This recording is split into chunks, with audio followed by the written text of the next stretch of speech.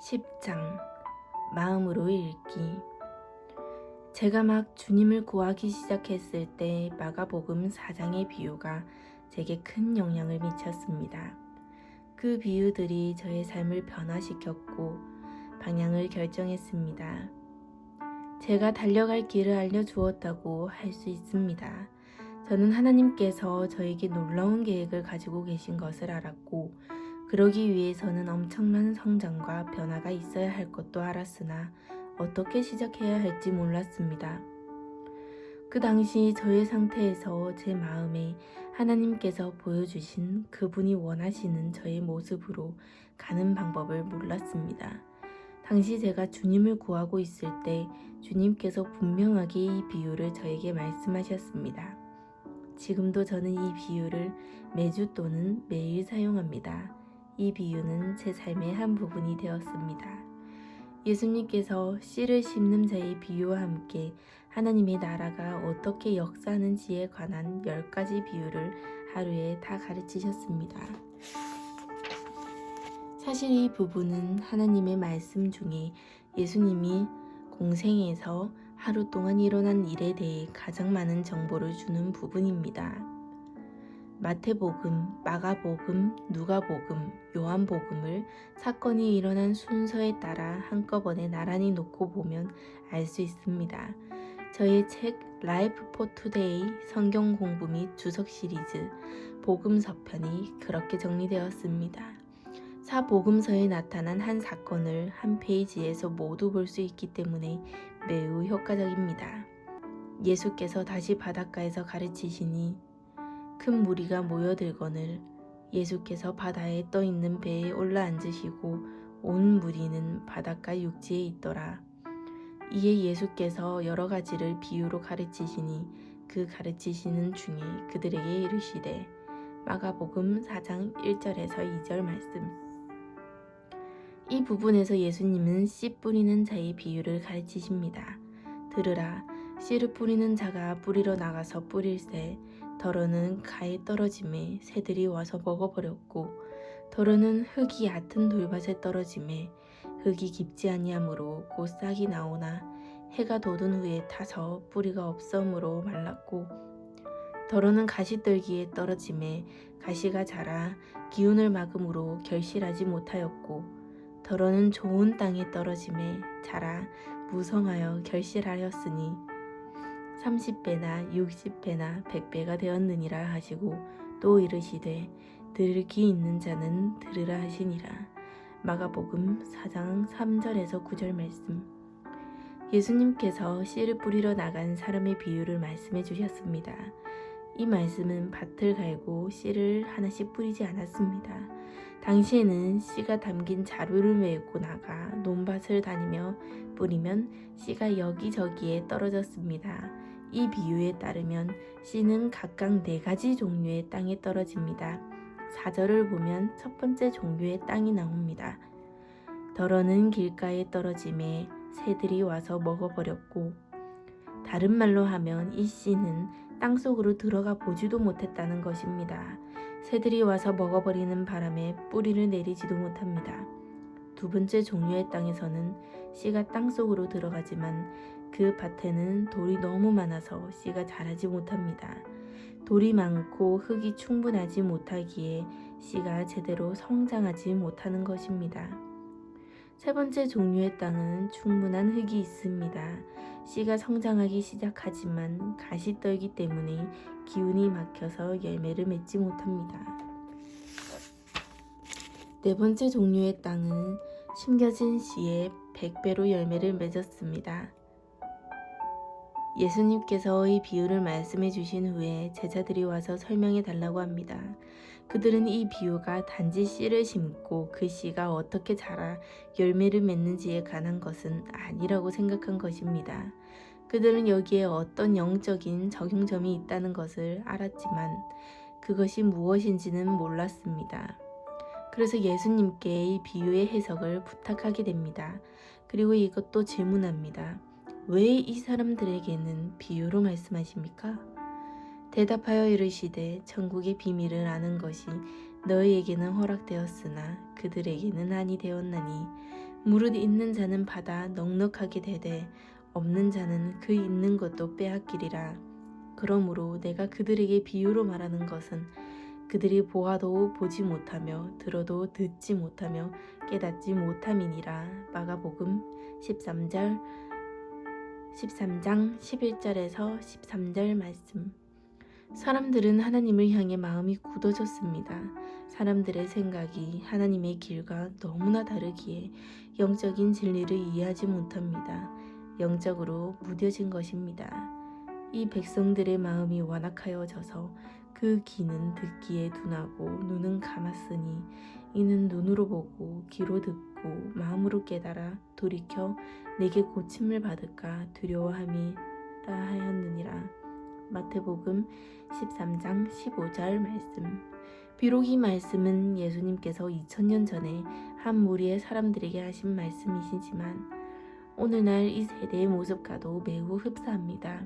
주님은 이 사람들의 마음이 완악하여졌구나 하고 말씀하십니다. 완악하여졌다의 단어 뜻 그대로 보면 점진적으로 한 단계 한 단계 무감각해졌다는 뜻입니다. 사람의 마음을 하나님으로부터 한 번에 돌아서서 바로 무감개치거나 하나님의 음성을 바로 듣지 못하게 되는 일은 없습니다. 조금씩 점진적으로 그렇게 되는 것이지요. 완악하여졌다로 번역된 왁시드 그로스의 왁스는 양초가 만들어졌던 옛날 방법을 표현하는 말입니다. 그때는 양초의 심지를 잡고 뜨겁게 녹아있는 총롱에 담갔다가 빼내는 방법으로 양초를 만들었습니다. 그렇게 담갔다가 꺼내기를 반복해서 심지에 겹겹이 총롱을 입혀 결국에는 양초 하나를 완성합니다. 우리의 마음이 그렇게 되었다는 것입니다. 이 세상 일에 지배받아서 점점 영적으로 둔감해지는 것입니다. 세상의 일이라는 것이 단지 불경건한 일들만을 말하는 것이 아닙니다. 현실적인 일들도 우리 생각을 지배할 수 있습니다. 세상의 비극적인 일들과 뉴스 또는 예능 프로그램에 너무 빠져서 결과적으로 영적인 생각으로부터 한 겹 한 겹 우리 자신을 고립시킵니다. 우리는 물리적인 세상에 살고 그 안에서 움직이다 보니 하나님의 말씀 안에서 충분한 시간을 보내며 그분과 교제하고 그 마음으로 영적인 것들을 듣고 배우는 사람이 많지 않습니다. 우리 자신이 물리적인 것들에 너무나 소모되어서 머지않아 한 번의 방관이 또 다른 방관을 불러와 결과적으로 그것이 우리가 사고하는 방식에 방해가 됩니다. 그러므로 주님께서 비유로 사람들에게 말씀하신 이유는 사람들의 마음이 둔감해졌기 때문입니다. 점진적으로 둔감해진 것입니다. 그들의 귀는 듣지 못합니다. 눈이 있어도 보지 못합니다. 오늘날 사람들은 너무나 육적이라 주님의 말씀을 들을 수 있는 사람들이 별로 없습니다. 그들 안에 영적 민감함이 전혀 없어서 말씀을 받아들일 수 없는 것입니다. 원래 모든 사람들 안에는 점화장치 같은 것이 있어서 영적인 이해를 통해 하나님께 받을 수 있는 잠재력이 있습니다. 그러나 이 점화장치도 개발이 되어야 합니다. 그런데 대부분의 사람들이 주님께 집중해서 보내는 시간이 없다 보니 영적으로 둔감해지는 것입니다. 그런 이유로 주께서 이런 사람들에게 말씀하실 수 있는 길이 전혀 없기 때문에 이 영적 진리들을 비유로 말씀하신 것입니다. 주님께서 말씀하시기를 제자들은 하나님으로부터 특별한 기름 부음을 받았기 때문에 이 영적인 진리들을 해석하고 배울 수 있다고 하셨습니다. 이것이 주님께서 비유로 말씀하시는 두 번째 이유입니다. 비유는 마치 영적 코드와 같은 것입니다. 이 진리들은 들을 귀가 없는 자들에게는 가려져 있습니다.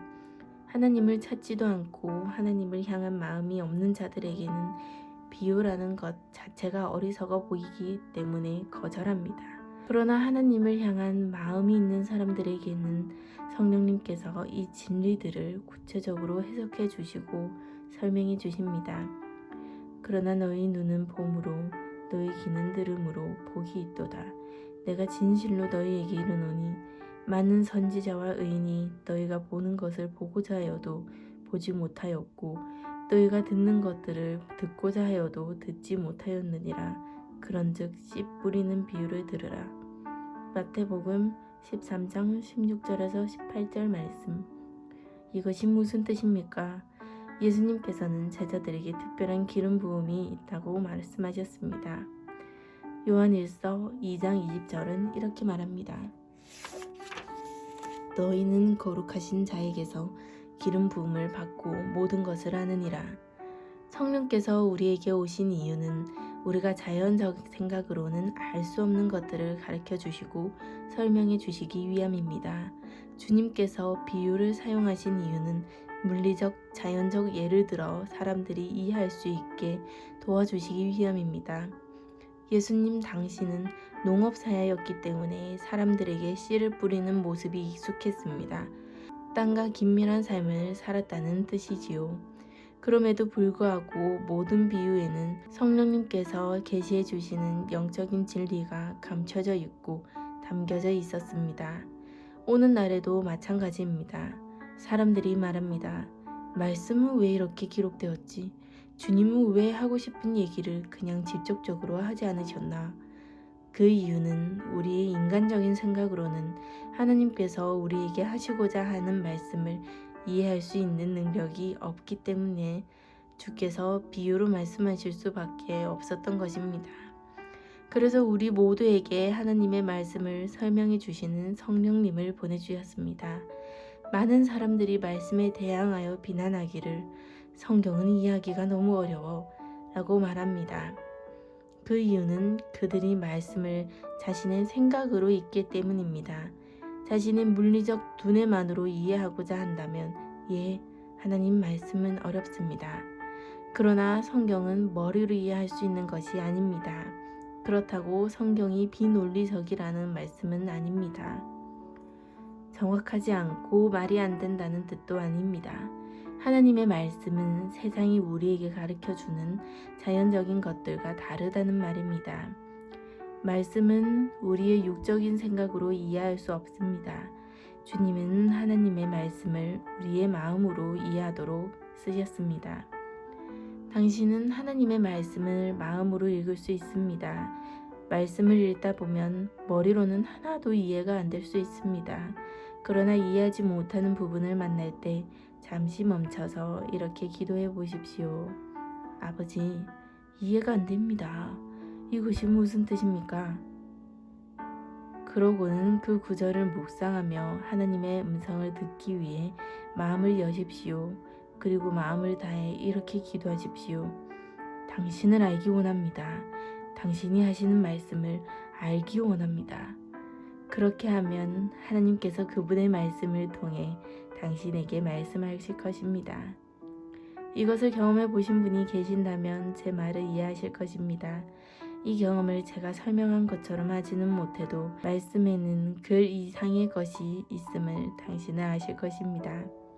그것은 하나님께서 당신의 마음에 말씀하신 것입니다. 또는 이런 경험이 없어서 지금 이해하기 힘들어하고 계실지도 모르겠습니다. 하나님의 말씀을 취하여 머리로 이해하며 읽을 때 생각을 넘어 동시에 제 마음으로 그 말씀을 들을 수 있는 특권은 그리스도인으로서 저의 삶의 가장 멋진 일 중 하나입니다. 그때 하나님께서 저에게 말씀하십니다. 그분의 말씀이 살아납니다. 성경을 통해 생명이 저에게 공급됩니다. 이런 경험이 없으시다면 가장 놀라운 것을 놓치고 계신 것입니다. 이 씨 뿌리는 자의 비유가 저의 삶을 완전히 바꿔놓았습니다. 제가 이 책에서 나눌 내용은 하나님께서 저에게 보여주신 진리들 중에 가장 기초가 되고 토대가 되는 것들입니다. 만약 씨 뿌리는 자의 비유가 당신이 좋아하는 성경 말씀이 아니라면, 또 이 말씀이 당신의 삶을 변화시키지 못했다면 당신은 그리스도의 삶에 있어 가장 중요한 열쇠를 놓치고 계신 것입니다. 예수님께서 이 비유를 하신 이유에 제자들이 묻습니다. 주님은 왜 사람들에게 비유로 말씀하십니까? 주님께서 대답하십니다. 너희가 이 비유를 알지 못할진대 어떻게 모든 비유를 알겠느냐. 마가복음 4장 13절 말씀. 예수님의 말씀은 이런 것입니다. 너희가 이 비유를 이해하지 못한다면 나머지 모든 비유를 이해하지 못할 것이다. 이 비유를 해석하여 삶에 적용하지 못한다면 너희들은 나의 가르침을 이해하지 못한다. 다른 말로 하면 이 비유가 결정적으로 중요하다는 말입니다. 저는 이 비유를 성경의 롯의 타석이라 부릅니다. 수년 동안 고고학자들이 이집트에서 땅을 파면서 연구했습니다. 그래서 여러 가지 상형 문자를 발견했지만 그것이 의미를 열어주는 열쇠를 발견하지 못했습니다. 그 언어를 아는 사람이 없었습니다. 고대 이집트인들이 기록한 엄청난 양의 정보가 있었지만 아무도 읽을 수 없는 상형 문자로 기록되어 있었습니다. 그러다가 어느 날 이 고고학자들이 한 돌을 발견하게 되는데 후에 이 돌은 로제타석이라 불리게 됩니다. 이 돌에는 이집트의 상형 문자를 포함한 각각 다른 세 언어로 같은 내용이 기록되어 있었습니다. 그리고 이 돌에 기록된 나머지 두 언어를 이용하여 알 수 없었던 그 상형 문자를 이해할 수 있게 된 것입니다. 이 로제타석이 그 상형 문자를 이해할 수 있게 해준 열쇠가 된 것입니다. 그 이후로 학자들은 고대 이집트인들이 상형 문자로 기록하여 우리에게 남긴 모든 내용을 읽고 이해할 수 있게 되었습니다. 이 씨 뿌리는 자의 비유가 바로 성경의 로제타석입니다. 우리 주님이 말씀하십니다. 이 비유를 이해하지 못하겠느냐? 이 비유를 이해하지 못한다면 다른 것은 어떻게 이해하겠느냐? 이것이 예수님의 모든 가르침신가 모든 비유를 이해하는 데 열쇠가 됩니다. 그리스도께서 직접 이렇게 선포하셨습니다. 이것이 열쇠다. 이 비유를 이해한다면 그 어떤 비유도 이해할 수 있다. 이 비유를 이해하지 못한다면 그 어떤 비유도 이해할 수 없다. 주님의 말씀은 강력합니다. 이 비유가 예수님의 가르침의 기초 토대가 되는 것입니다. 하나님의 나라에서 형통하길 원하는 사람이라면 누구든지 배워야 하는 것입니다. 또한 매일의 삶에서 우리가 실행하고 근본으로 삼아야 하는 필수적이며 기본적인 진리입니다. 만약 씨 뿌리는 자의 비유가 당신의 삶에 가장 중요한 말씀이 아니며 하나님께서 직접 당신에게 말씀하신 구절이 아니라면 그 때문에 당신이 성경을 분명히 이해하지는 못하는 것입니다. 그래서 당신이 하나님의 나라가 어떻게 역사하는지 모르는 것이며 다른 사람들의 도움을 의지하는 것입니다. 이는 스스로 이해할 수 있는 능력이 없기 때문입니다. 또한 자기 자신을 영적으로 개발하여 주님과 어떻게 관계하는지 배운 다른 사람들을 의지하고 있기 때문입니다. 이 구절을 받아들이신다면 이 말씀이 당신의 삶을 변화시킬 것입니다. 이제 충분히 설득됐으니 빨리 그 진리나 말해주시지요 라고 하실지 모르겠습니다. 하나님의 진리를 이해하는 것은 어렵지 않습니다. 어려운 것은 사람들로 하여금 그들의 마음을 열고 듣게 하는 것이지요. 감사합니다.